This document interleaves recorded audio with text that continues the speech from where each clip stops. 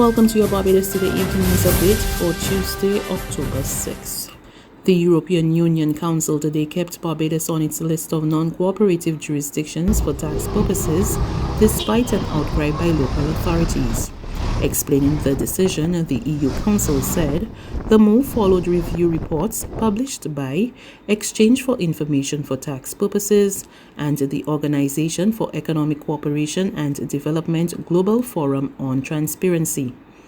Barbados was required to implement several changes to its tax exchange framework between July 2015 and June 2018 in order to become fully or largely compliant. The changes were completed by December 2019, 7 months after the current administration came to office, but not within the stipulated time frame for the review, which was completed in March of this year.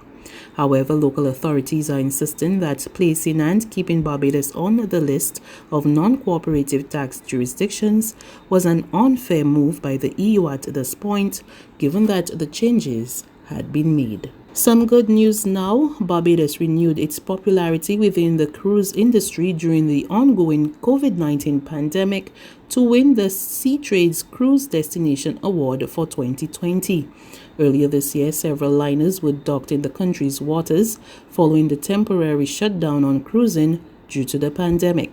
The announcement came during a recent Seatrade Virtual Awards ceremony. I'm delighted to start with the Destination of the Year, where the winner is Barbados.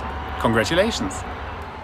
But during the COVID-19 pandemic, Barbados remained a place where home porting cruise lines found a safe haven, warmth and hospitality. In addition, ships were able to collaborate with Bridgetown Port and the broader destination to repatriate crew. Taking the Seatrade Cruise Award for the Destination of the Year, Barbados. The Cuban nurses who have been assisting with Barbados's fight against COVID-19 will be here for a little while longer. Ambassador of the Republic of Cuba, Sergio Pastrana, made the disclosure as he addressed the annual commemoration of the Cubana Airlines tragedy at Paynes Bay, St. James this morning. Barbados Today understands that the nurses who have been in the country since April were scheduled to leave at the end of the month. A cohort of Cuban nurses are here working at the forefront of the Barbadian effort for the control of the pandemic of COVID-19 virus. I am happy to report to you here that yesterday the agreement was signed between Cuban and Barbadian authorities to make their stay continue here working in that effort for 6 more months. While with their help, Barbados will be able to cope with the occurrence of new imported cases of infected travelers coming from abroad, and thus be able to control any contagion that is recognized through tracing and isolation in such a way as to avoid the occurrence of any local community spread of that virus. Persistent rainfall for several hours resulted in flooding across several communities today. The high levels of water affected parts of the city as well as central and northern parishes, as the island remained under a flash flood warning for most of the day. The constituency of St Lucia was one of those impacted. Member of Parliament Peter Phillips toured some of the affected areas and spoke with Barbados Today. One of the things that would have happened is that we noticed that there was a lot of debris on the road, and this has been caused and has contributed tremendously to the flooding, actually, because the grass, I want to appeal to person, the grass that has been cut off lawns and so on has just flowed onto the road and has covered the culverts, basically stopping the water from flowing into them and then going into the wells provided. Obviously, when I looked at the situation even closer though, I think that we will need some more wells, but it's not for my decision, as I'm not a technical person, but from my just looking at it and it can see it's simply a case where there's too much water and cannot be held. The wells that there are cannot hold the amount of water that is actually flowing. And that is a concern. So again, I will have to speak and have a discussion with the members of the drainage unit, with my colleague minister, to see how best we can alleviate these problems, but for sure something must be done, and I will not rest until this situation is corrected and the residents of Maycox Terrace in particular, residents here in Fustic, have this problem alleviated. The National Housing Corporation's building program got underway at Todd's St George today. Housing Minister Dr. William Duguid and MP for the area Dwight Sutherland were at the site this morning for the groundbreaking, along with other officials and contractors. Minister Duguid says the construction will see 15 affordable 2-bedroom 1-bath houses being built. The process is expected to begin this week and last for 3 months. We are very, very happy and very, very proud to start off our house building program with these first 15 houses here at Todd's in the wonderful parish of St George. And we have 15 of contractors, and we're going to be doing 15 houses here. The price range is going to be very, very affordable, starting at $145,000 house and land, going up to $180,000 depending on the design.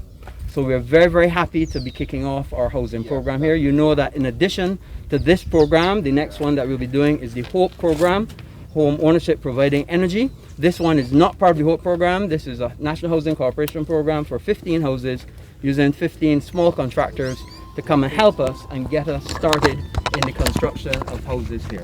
We recognize that there's a great need for housing in Barbados, and we're trying our best to fill that need as best as we can.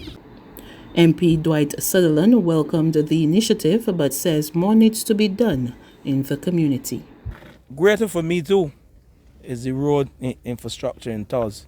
And I know many of you travel here this morning on either road, either coming from Greens or coming from Prerogative. And it has been a very tough task getting into Toz this morning. And I want to say to the authorities, we need these roads badly. There are at least 3 roads leading into Toz, and all 3 roads are in deplorable state. And I stand here this morning, even though I am happy for the housing solutions that the minister has brought and this government has brought. And we pledge to this country to build affordable housing for working class people, and not just working class people, but for all people, for civil servants whose salaries average $3,000, $4,000. These are the type of housing solutions that we have to bring for our civil servants, policemen, nurses, prison officers, general workers. But I want a quick fix for the road infrastructure in Toz. I'll be happy when I see the roads, any road leading to Toz fixed. There's regional and international news after this short break.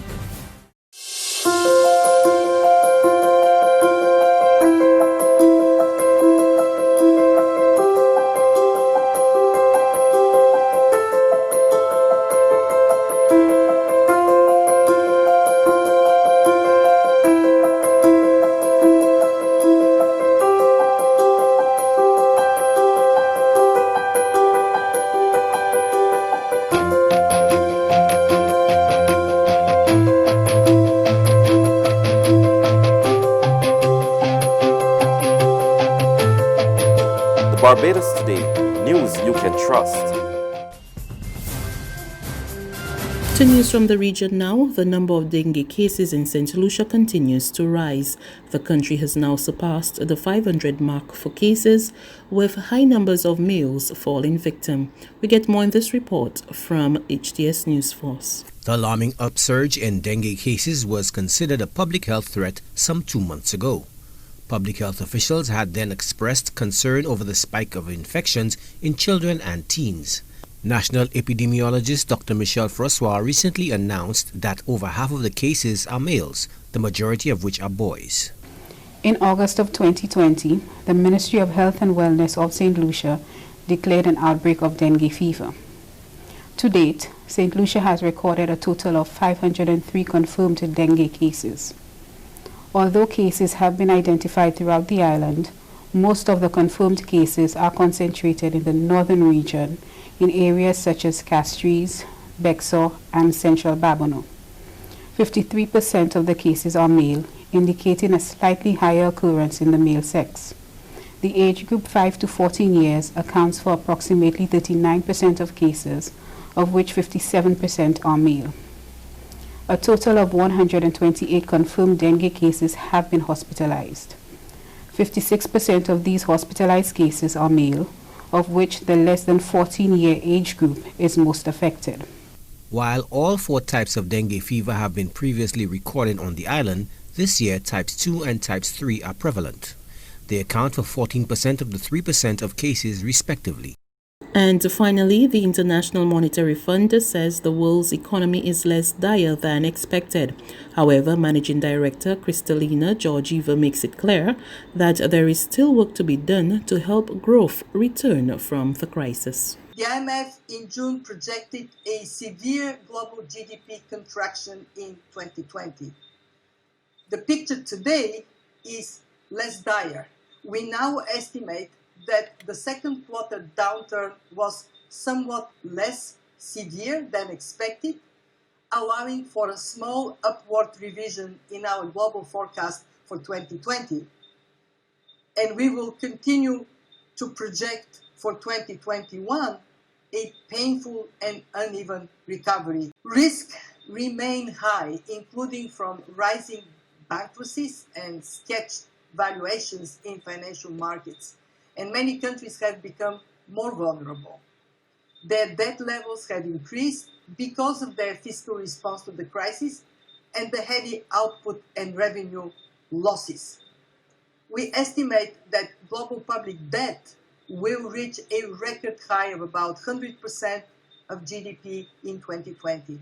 That's news. But for the very latest, visit us at www.barbadostoday.bb. You can also subscribe to our e-paper, email updates, or like us on Facebook, and sign up for our breaking news alerts via WhatsApp. We're also on Izumi Media in bus terminals, as well as screenplay at supermarkets and gas stations near you. And you can also hear us on Mix 96.9 FM and Capital Media HD 99.3 FM.